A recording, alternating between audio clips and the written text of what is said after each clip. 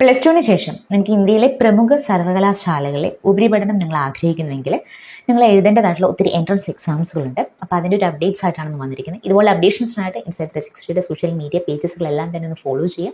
അപ്പം ഇൻസൈറ്റ് 360 ആപ്പും കൂടി ഒന്ന് ഡൗൺലോഡ് ചെയ്യാൻ നോക്കുക. നിങ്ങൾക്ക് എന്തെങ്കിലും ഡൗട്ട്സ് ആൻഡ് ക്ലാരിഫിക്കേഷൻസ് ഉണ്ടെങ്കിൽ സ്ക്രീനിൽ കാണുന്ന നമ്പറിൽ എക്സാമിന് ആപ്ലിക്കേഷൻ ടൈമിൽ നിങ്ങൾക്ക് ഡയറക്റ്റ്ലി കോൺടാക്ട് ചെയ്യാവുന്നതാണ്. First exam CUT UG. ഈ പരീക്ഷയ്ക്കുള്ള അപേക്ഷാ നടപടികൾ നമുക്ക് ജാനുവരി 3 ആരംഭിച്ചിട്ട് ജാനുവരി 30 വരെയാണുള്ളത്. അടുത്ത് വരുന്നതാണ് IP MAT, അതായത് ഇൻഡോർ റോഹ്തക് പരീക്ഷകൾക്കായിട്ട് ഫെബ്രുവരി 1st വീക്ക് മുതൽ നിങ്ങൾക്ക് അപേക്ഷിക്കാവുന്നതാണ്. ഇതിൻ്റെ അവസാന തീയതി എന്ന് പറയുന്നത് മാർച്ച് 3 ആണ്.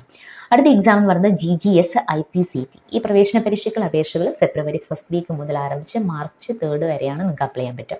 അടുത്ത മണിപ്പാൽ യൂണിവേഴ്സിറ്റി ഒക്ടോബർ 5 മുതൽ സ്റ്റാർട്ട് ചെയ്ത് മാർച്ച് 15 വരെയാണ് ഇതിന് അപേക്ഷിക്കാനുള്ള സമയം വരുന്നത്. Then Christ university.